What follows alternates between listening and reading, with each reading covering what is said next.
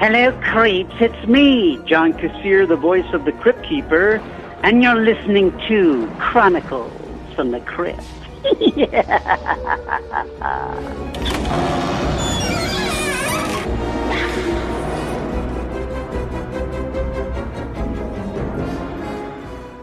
Hello, kiddies. It's me, Casualty Chris, and I'm joined as always by my good friend. What's his name?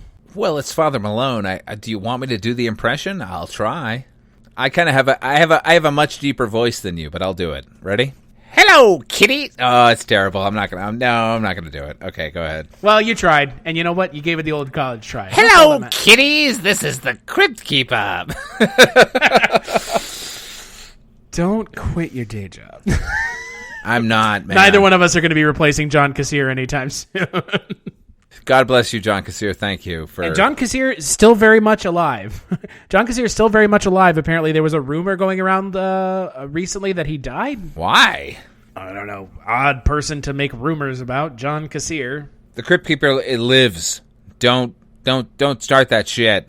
So we are the host of Chronicles from the Crypt, a twice-a-month look at the horror anthology series that is Tales from the Crypt, that aired on HBO from 1989 to 1996. And now, on each of our podcasts, we do 2 episodes of Tales from the Crypt, and along the way, in between seasons, we do tangentially related Tales ephemera.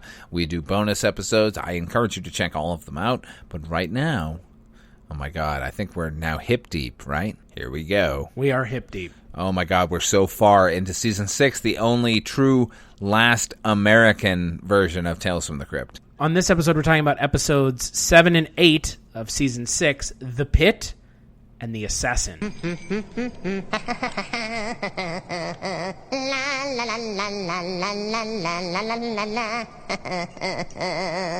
Deck the halls with parts of Charlie, fa la la la la la la la la. Make the Yuletide gross and gnarly, fa la la la la la la ha ha. Oh, hello, creeps. It's me, your favorite holiday spirit, doing a little Cryptmas decorating. Boy, do I love this time of year. Chestnuts roasting on an open fire. Jack Frost nipping at your... Hey, Jack! Get away from me!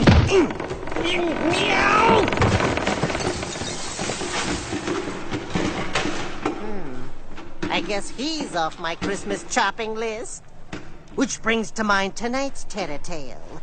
It's about 2 martial artists who do some chopping of their own in a tasteless fright to the finish I call The Pit. So The Pit is directed by John Harrison, written by John Harrison, and it stars Mark Dacascos and Wayne Newton, of all people, because sure, why not? Mark Dacascos plays one of the 2 martial art fighters in this episode who are fighting to the death. Are they, though? Are they fighting to the death? I don't know what this episode is trying to be. I don't know what this episode is supposed to be. I don't know whose idea this episode was, but you missed the mark. About a country mile. Country indeed. Now, okay. Now, this particular episode is not based on the Tales from the Crypt comic book. This is based on Vault of Horror number 40, and was originally written by a fellow named Carl Weiser and was drawn by another fellow named Bernie Krigstein, who was new to me as far as the EC Comics canon. The comic book is very similar.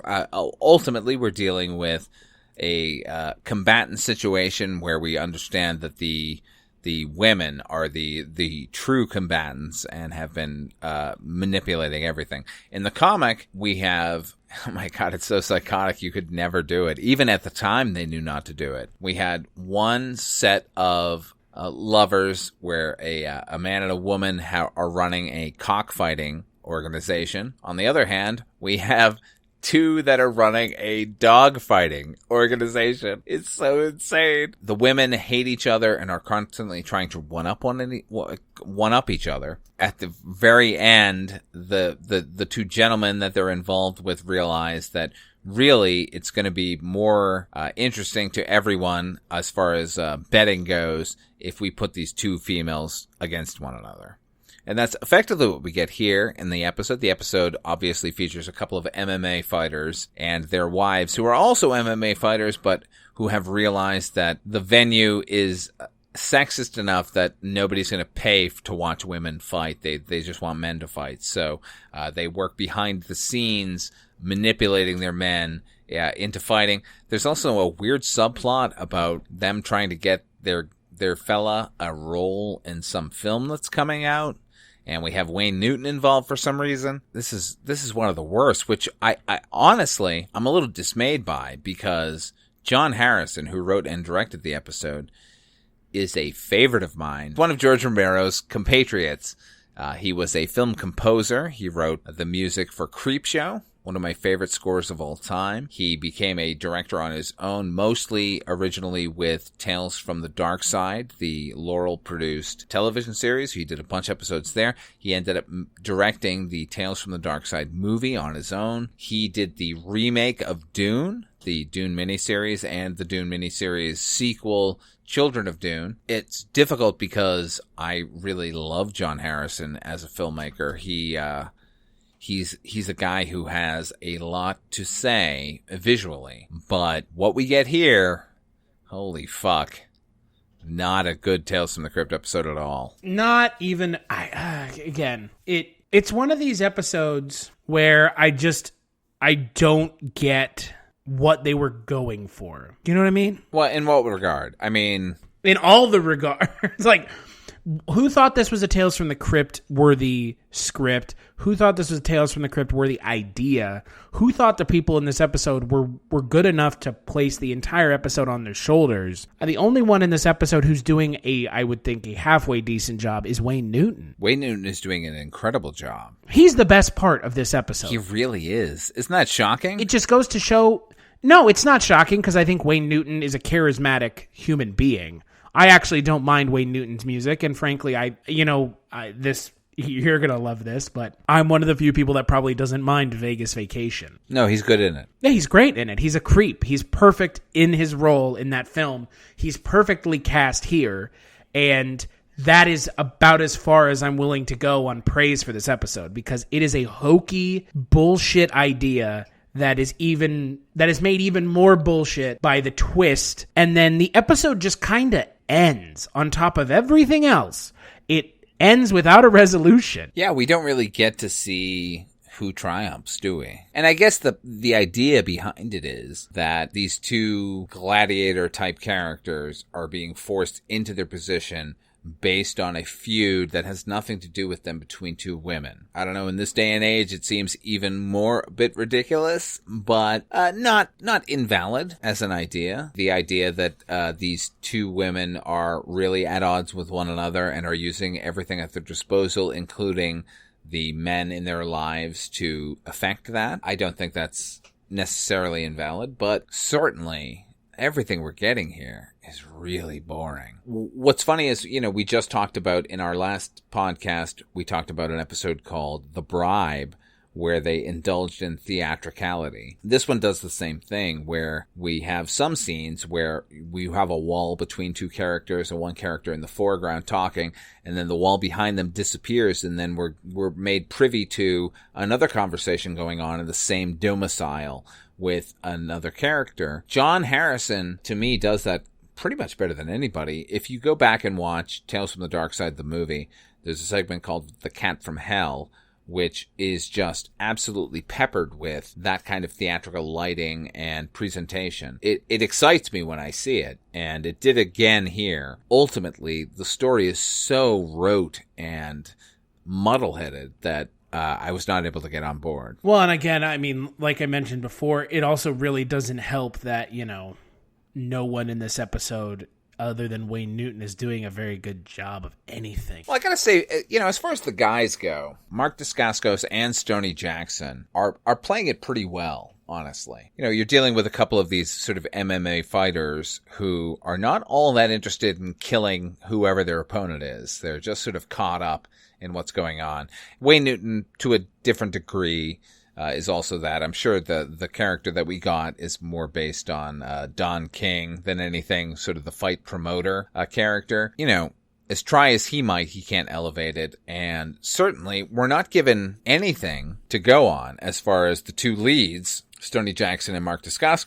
We're not giving anything beyond their physicality to latch onto as far as characterization goes. It might have been nice to just get one moment for each of them where we understand who they actually are and what they're actually involved in. Instead, we get that they're just being manipulated by these women, and then they turn the tables on them. And that's fine, I guess, but it doesn't really give us anything instructive as to who they are as humans, and that's a drag. No. Well, it focuses on the female characters so much that the male characters get sidelined. And obviously neither one of us have any issue with a female character being the lead in the episode, but the problem is when the female leads don't do anything.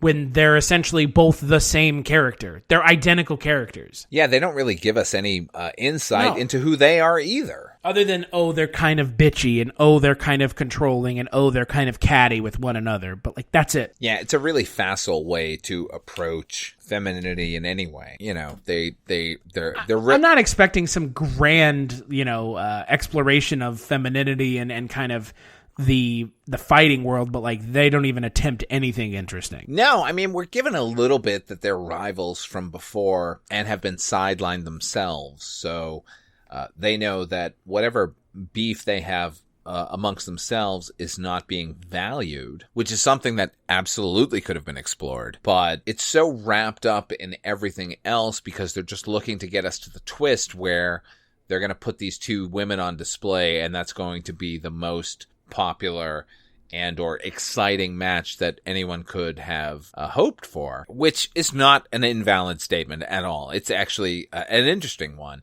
It's just that we don't get to know them. We don't get to know their husbands. We really don't get to know anyone at all. It's all just constant forward momentum as far as the plot goes. And the plot is slight to begin with, so we don't end up really with anything at all. And again, it also just kind of, ends. Yeah, man, I wanted one of them to beat the fuck out of the other one. Well, I wanted something, and what we get is essentially nothing. This, in my opinion, is one of these episodes of the show that is literally nothing. It is nothing. It is a complete non-issue of an episode. I don't care. I've seen this episode 3 times now, and each time I watch it, I walk away from the episode with the same response. Okay, what's next? Why did I waste 27 minutes of my time? Yeah, I get that. I do think on a technical level, this is a bit of cut above some of the earlier ones. There's an entire sequence where we're leading up to the fight, where we keep cross-cutting between the two couples as they're working out what they want from the fight, that I thought was very cinematic and very skillful. That excited me. Some of the visuals are very interesting, and yet you hang any sort of visual flair on top of a story that doesn't matter, and then those visuals don't matter either. I think this is the only one John Harrison did for Tales from the Crypt. I think they probably would have benefited from getting him in earlier, because this is kind of his forte, doing low-budgeted anthology-type stories. Most of the time when we talk about a Tales from the Crypt episode that fails, we rail a bit about how their actors are wasted because they're given nothing to do. In this case, John Harrison himself is given nothing to do, even though he wrote the script. It feels like a loss on a deeper level than some episodes that I just don't even give a shit about, because I know everyone involved was talented. I don't have a problem technically with it, but we're still given nothing at all. Right there with you, 100%. Skip it, motherfuckers. So speaking of episodes that don't deserve your attention, let's talk about The Assassin. So then I was over in India, and I ripped up this little monsoon. Man, I must have reaped hundreds that day. Hundreds, just like that. Really? Oh, yes. Oh, yes. Of course, I normally prefer to take souls one at a time, but, I had taken some vacation days, and it was the end of the month, and so, you know how it goes. Oh, by the way, did I mention that I was in Europe? There was an Elvis sighting there, so I figured I'd check it out, but it was just a fat guy in a sequin suit. I took him anyway. Is this guy boring or what? All he ever talks about is himself. I gotta remember that the next time he comes to town and wants to get together. Oh, really? That's very interesting. Yes, I thought so too. But enough about me. I want to tell you why I am here. I know why you're here. To eat my food and drink my liquor. More champagne? Why, sure. Thanks. Who are you saving the good stuff for? You know, you and I have been friends for a long time, and much as I enjoy these little visits, it seems to me that this tomb is not quite big enough for the both of us. What's that supposed to mean? I want to propose a contest between you and me. Winner take all. And the loser? You're on, pal. 1, 2. My rock beats your scissors. Damn. Give me your hand. Well, kiddies, looks like your pal the Crypt Keeper's in the fright of his life. Death. Which is kind of like the woman in tonight's Tattletale. It's a nasty little chopping spree I call... The Assassin. So The Assassin aired December 7th, 1994. It is directed by Martin Van Hasselberg, written by, once again, Scott Nimmerfro. There you go. Stars Shelley Hack, Chelsea Field, Jonathan Banks, Corey Feldman. We'll talk about the wraparounds, which feature our good friend, Mr. Bill Sadler. But I want to preface before we talk about this episode with one thing, and I think I speak for both of us. This episode is insanely offensive and in really poor taste. Is it? You don't think so? I don't know. I was less offended by this episode than something like Came the Dawn. I could see that. But I think that the reveal at the end of this episode is so tone deaf as to what it means to actually be transgender. Right, but I gotta say, you take an episode like Come the Dawn, where you're dealing with a character who is unable to accept who they are as a transgendered person, and so therefore they act out in a murderous way. Whereas, in this episode, what we're dealing with is somebody who is so committed to being an assassin that they have literally changed their gender. To me, that's absolutely not as offensive because it has nothing to do with that character's motivation to be who they really are. It's about a character who's trying to hide who they are so they can be who they really are. So in that regard, I'm less offended than something like Came the Dawn. Having said all of that, see, I was under the impression that he changed his gender because he was just hiding. Right, which has nothing to do with that he always felt he was a woman. Right. Whereas... That's okay, I see what you mean. Yeah, sure. So like something like Came the Dawn, there's a character who is clearly always wanted to be a woman, but can't accept that, and that turns him into a murderous nightmare. Here we've got somebody who is just trying to blend in, and the only way that they can do it now is to become a woman. And even though they've done that, it still comes back to haunt them. So I give a little more leeway to this particular episode. Now, having said all of that, let me just point out, this is not Tales from the Crypt. Originally, it's Shock Suspense Stories. Shock Suspense number 17, written by Carl Weisler and drawn by George Evans. George Evans is a pretty good artist. The previous episode, by the way, we talked about, which was The Pit, drawn by Bernie Krigstein. Bernie Krigstein is fucking terrible. Once we're here, George Evans only surpasses him in every single possible way. Now, here's a weird thing, and we've talked about this a couple of times, where you go back and look at the comic, and it has virtually nothing to do with what we end up getting as a visual media here. In the original comic, it was set to be kind of a period piece that is also forcing you to put yourself in the position of the assassin themselves. In the original comic, it is really just following an assassin as they're trying to kill their mark. They've recognized that any audience for the murder itself is going to be a problem.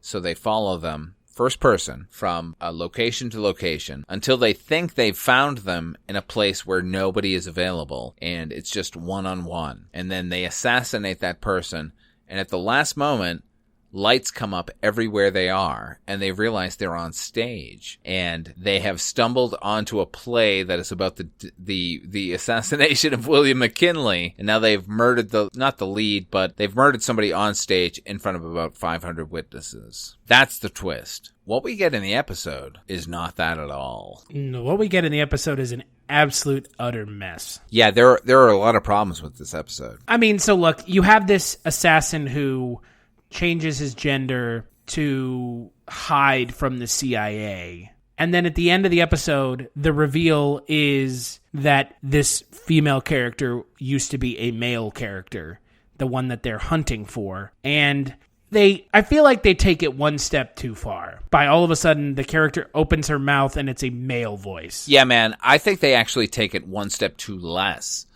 Because adding the guy's voice to her voice is clumsy at best. Like, we've already accepted this character as who they are. So it's fine if I continue to hear a female voice coming out of her. They add the male voice in order to convince us that this was, in fact, a male to begin with. But we don't need it. It's super clumsy. It's the problem with the episode for me is that they keep trying to convince us that this is the wife of a man, and she doesn't understand that he is the assassin because that's who they're seeking out. So they don't know that she's actually the person they're looking for. Whenever she reacts to anything going on, she seems very clumsy in her attempt to sort of ameliorate the situation. Right. And you got to think, like, if this is the person, if that's the person, we wouldn't have gotten that far. There's a moment where she's underneath the stairs and she's picked up a gun and she looks like she doesn't have any idea what to do with the gun. But if this is an assassin who is well skilled in all firearms, then they're just waiting. And they just keep trying to convince us that this is just a random housewife. And it's not a random housewife. It's an actual fucking assassin who has now taken on a female persona. Putting aside all of the bullshit of where they went wrong, I gotta say, there's a shot in this particular episode that floored me when I saw it. And I still think about, and I think is pretty fucking great, where Chelsea Fields is one of the new assassins who has arrived and is attempting to suss out the husband, which they think is the assassin. After she's already killed the Corey Feldman character, she's at the top of the stairs to the basement, and she's calling down to the person, hoping that he's already murdered her. And when it becomes evident that he has not murdered her, and there's something going on downstairs, she attempts to come down the stairs to find out what's going on. And she ends up tripping and stumbling down the stairs. There's a shot of her tumbling down the stairs from the point of view of the top of the stairs that is fucking amazing. I don't know, did you have that same reaction as she's tumbling down the stairs towards that person? I thought it was like as good as anything I've ever seen in Tales from the Crypt. I mean, it's again, the problem is it's just coded in everything else, right? I know. I mean, look, maybe I'm divorcing myself from the rest of everything and appreciating it on a filmmaking level where you've got a couple of stunt performers like doing their thing. It's a good looking shot. Oh my God. If it was in a better episode, we would never stop praising that. That shot is fucking amazing. I mean, it's not as good as the other stair shot in the best episode where a dummy gets thrown at David Warner. That's the best stair shot of this show. Nothing will top that. Nothing will top David Warner being pelted with a dummy. We can all feel ourselves standing off screen and throwing a dummy at David Warner. And just laughing incessantly. Yeah, just laughing inside until they called cut and then guffawing out loud. That moment to me, I rewatched it. I actually watched it about like 2 or 3 times. I was massively impressed with the stunt performers and the willingness of the filmmakers to go there. I thought, oh my God, even if this episode sucks, we've got that. There are other problems with this episode. I don't think my problem with the episode is your problem with the episode. I don't think I have a problem necessarily with the gender switch portion of it. I think it's clumsy that we end up getting this guy's voice coming out of her mouth just because we need it. That was stupid. The thing is, it doesn't need it. No, it really doesn't. Shelley Hack is doing a great job. And if she's going to convince us for most of the episode that she's just a housewife who has no idea what her husband is up to, she is achieving that. But when it comes down to it, there should have been a moment where you're like, wait, what the fuck is going on? Why is she a fucking badass all of a sudden? And that would have been enough of a twist. Unfortunately, they didn't trust us to accept. They ended up having to add in this voiceover of some other guy. And I don't believe if you've accepted who you are now as a woman and have accepted the voice you are, that you can't go back to it as easily as we're given. That's kind of, I get the offensiveness of that. Well, I mean, it's offensive, but I do think probably more to your point, it's less about it being offensive and more just being like supremely tone deaf and hellaciously clumsy. It's like, you don't need this. We get it. Yeah, like, I'm on board. Like, so far. We even watched Corey Feldman attempt to, like, have sex with this character. Right, and I have not been offended by that. I'm really on board. Like, I want this character to prevail. So I'm 100% already involved with this character's journey. And the fact that they're going to twist it on me and tell me, oh, by the way, this is the actual assassin. These guys are idiots. And we're letting you in on it. Well, that's something. But the fact that they don't trust us as an audience to sort of just come on board without giving us a male voice coming out of Shelley Hack's mouth is kind of problematic. I mean, it's not necessarily as bad as some of the other episodes we've gotten, but, I want to be on her side, and you won't let me do that. Yeah, the fact that this is the episode we got from the initial comic book is so strange, too, right? Very weird. What an odd adaptation. I mean, it's not even an adaptation, right? No, it's not. It's, I'm going to take a title and then run with it. And that, to me, is always a problem because it disrespects the original source material and what they were trying to achieve initially. It's just, I got a title and I'm going to do my thing. Not only that, I don't know. It's just really dumb in that, like, in the end, they're not satisfied with their own twist. No, they want it to be more. They could have gone even as far as to show Shelley Hack, like, with a bulge. I mean, they're one step away from that. Like, a full Ace Ventura style twist. Not even just sort of divorcing ourselves from the sort of gender reclassification that was going on, but the character herself has been, during this entire time, trying to set up a dinner party that's going to occur later that night. And then when she realizes that she's had to deal with this bullshit for so long, she thinks, now I have to include these people somehow. So she actually says to one of the corpses, okay, well, now you're going to be involved. I'm going to use you in this way. So what we end up getting is this bizarro moment where she's now feeding her dinner guests the corpses of the people she's just murdered.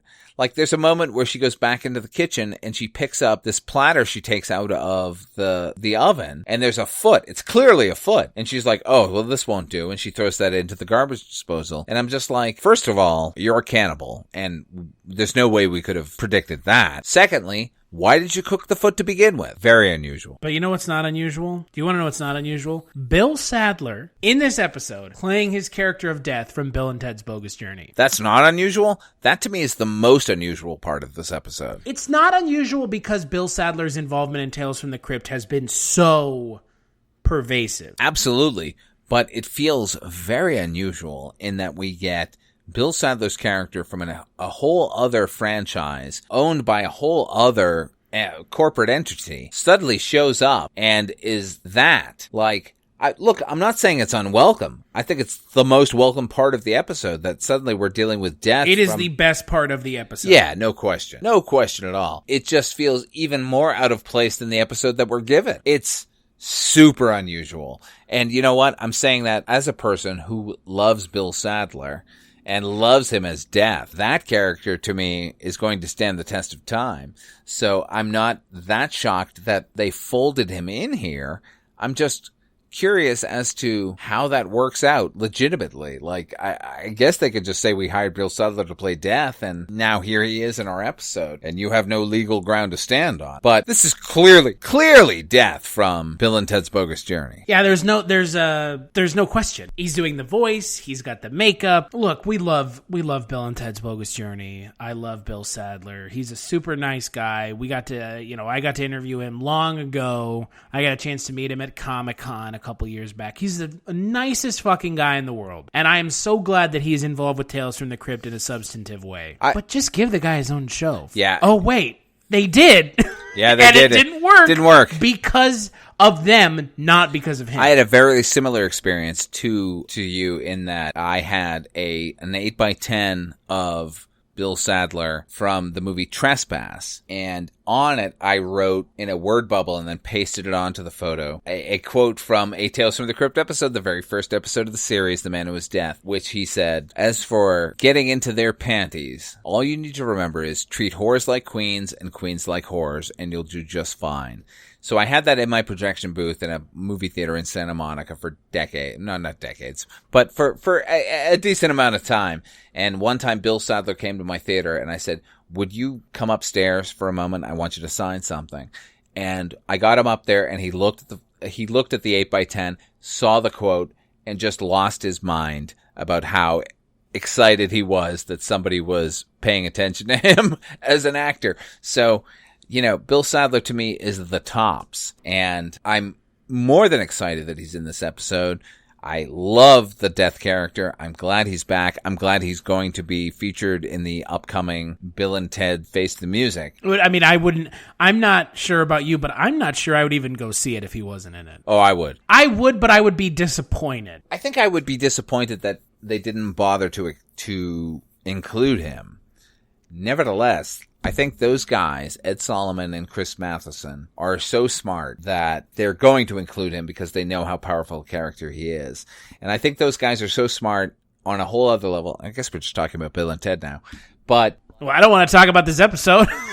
There ain't nothing left to say about this goddamn episode. It is, as we like to say, big doo-doo.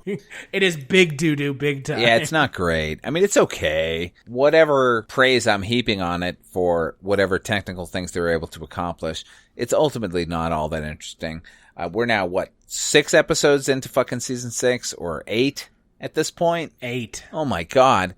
We still don't have a monster. We still don't have a supernatural element. I cannot fucking believe here we are. It's so crazy because that we've had some spin-offs of Tales from the Crypt. They made Two-Fisted Tales. They made Perversions of Science.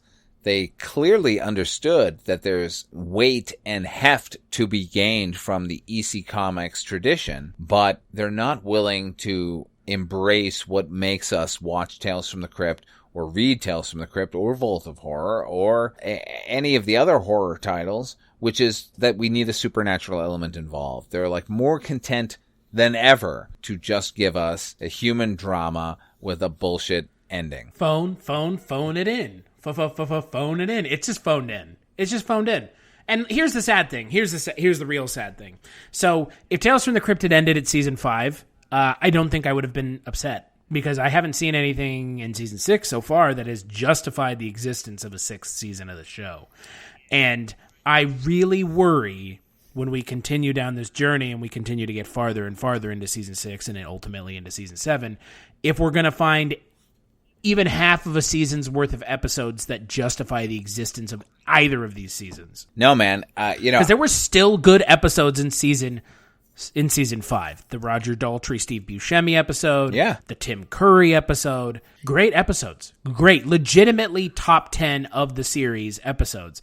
And then this. Yeah, man, there felt like there was still a desire to indulge in the amorphous kind of supernatural elements that set Tales from the Crypt as a comic book apart from everything else that was going on at the time. I've talked about how moral I think EC Comics are. I still hold by that. There was always kind of an element of the unknown. And so far in season 6, we haven't gotten any of the element of the unknown.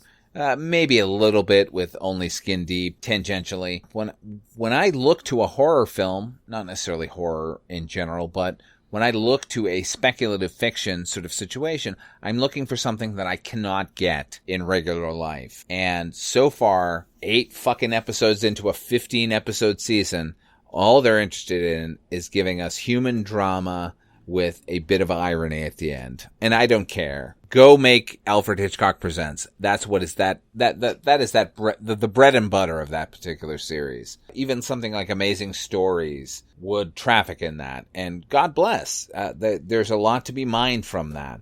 But when I say Tales from the Crypt, there's a fucking crypt involved. Let's get the horror. There's an undead creature as the host of this show. Can we point that out once again? The show is hosted by an undead creature, and yet don't bother us with trying to do anything supernatural. Oh, God, why would they? I mean, not necessary. Why would we waste our time with something like that? As long as we get a twist at the end. Yeehaw. Well, no, not yeehaw. You calm the fuck down. Like, we're not looking for irony. You gotta say it right. It's yeehaw. Yeehaw. Yeehaw! Yeah, this show at this point right now, sitting where we're sitting, episode 8 of season 6. I don't know about you, but I'm starting to give up on this show. Are you losing faith? I am, Lord. Help me. Me too. Whatever the next episode is, if it does not have a fucking monster in it, I'm going to be really mad. Well, and wouldn't it be a damn shame, too, if it doesn't have a monster in it? But at the same time, we're already halfway through the season. It's entirely too much. I don't know, man. You look back at every adaptation of Tales from the Crypt so far as the original movie, and then they made a sequel called Vault of Horror. They were always more interested in diving wholesale into the supernatural elements because that's what it is. This isn't shock suspense stories or shock crime stories, the television series. This is Tales from the Crypt. Give me a fucking monster or a fucking corpse coming back to life. And if you're not going to do that, well, guess what? I'm tuning out. And clearly I had already tuned out at this point because most of these episodes I'm seeing for the first time. Good Lord. I'm disappointed. Yeah, man. And it's what we should be because we're expecting a certain level from this series. And they're not interested in giving it to us. They're interested in getting themselves off on a purely ironic level. You can build on irony, but you can learn from irony, but you can't build on it. And here's what we're getting. And as far as I'm concerned, what we got is an episode that, again, it's not the worst episode of the show, but that's not saying much. Everything is comparison. And in this case, I can compare it to a dozen real-world human drama stories that hit me where I live. And this one does not. So if you're going to go ahead and eschew the supernatural elements that we're waiting for, then you better fucking twist my goddamn mind. Which we're expecting. Absolutely. And why shouldn't we?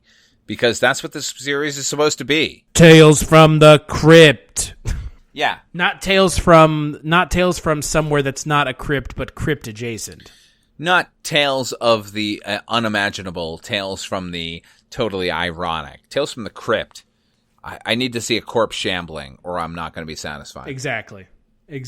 Yeah, both of these episodes skip for me. This one more so than the other one. I'm going to say skip as well. I don't think I had a gender-related, transphobic kind of reaction to this one. I thought it was coming from a good place. I just think ultimately what we're given is not as interesting as some of our other non-supernatural episodes. I mean, clearly we're basing everything on the first episode of the series of all time, The Man Who Was Death, which manages to give us nothing supernatural, but gives us such an interesting character that we're willing to go with it and accept it. If you're not willing to go that far, then what the fuck are you doing? And Corey Feldman is terrible in this episode, by the way. Oh, dear God in heaven. Oh, Corey Feldman. Oh, Corey. You know, I just watched Lost Boys again last night. He's really good in it. Corey Feldman is a good actor when he's in good things. Yeah, when he is committed to something that isn't so sort of totally obvious. Like the fact that he chose in that movie, I'm going to do a parody of Sylvester Stallone, and I'm going to fucking run with it in the middle of this other thing. Like, that's an interesting choice. But given his sort of regular choices as an actor, not all that great. Well, he just goes for it. Did you see that video of him knocking out his own tooth while he was on stage? No, I was making a reference to that music video or musical performance that he did on like Good Morning America. Have you seen that one? I have. But I'm referring, look up, and I'm encouraging all of you listeners out there to look this up. Corey Feldman losing a tooth on stage, where he hits the microphone into his mouth so hard that he loses a tooth. It is gold. Oh. Gold! Oh, dear God. So speaking of gold, on the next episode, we're talking about episode 9 and 10 of season 6, Stared in Horror and In the Groove. And I can tell you with absolute certainty, Father Malone, I do not remember either of these episodes. I know episode 10 has Miguel Ferrer in it. Well, we're not going to go wrong with Miguel Ferrer. Except for the episode he was already in, which was garbage. Did go wrong. Yeah, that was really bad. But so you know, well, you can't until you do. But we love him. I mean, I like Miguel Ferrer. He's good, I like man. him as an actor, but he's fun. I mean, his father, Jose Ferrer, is the emperor of the known universe. That is true, and Cyrano de Bergerac. That as well. So until then, where can people find you, Father Malone? Well, if you fold space, you can find me over on the my YouTube channel, Odd5 Films, OUGHTFIVEFILMS. I have a lot of content. I have a review show called You've Never Seen, which means you've never seen the movie the way I'm presenting it to you. Just to be clear, I also have. God, he has to give an aside. Get out of here. Get out of here. I'm trying to do that without actually going on the site and saying you're wrong. I know you've seen the movie. Anyway, check that out. I've got a whole bunch of videos that have nothing to do with film in general, although they're closely tied to film, which I hope you will enjoy and get a bit of a laugh out of. You can also hear me on Dreams for Sale, the Twilight Zone 85 podcast, which always excites me to talk about. The first reboot of the Twilight Zone in the mid-'80s, which I thought was more than worthy, in some cases better than the original Twilight Zone. And once a month or so, you can hear me over on the Culture Cast, Chris's podcast, which I'm more than excited to talk about movies. And as for myself, you can follow me on Twitter at Casualty_Chris. You can follow the podcast on Twitter at ChroniclesFTC. ChroniclesFromTheCrypt.com is where you can find the podcast on the internet. We're on all podcatchers, iOS and Android. Big thanks as always to John Kassir, and we'll catch you on the next episode.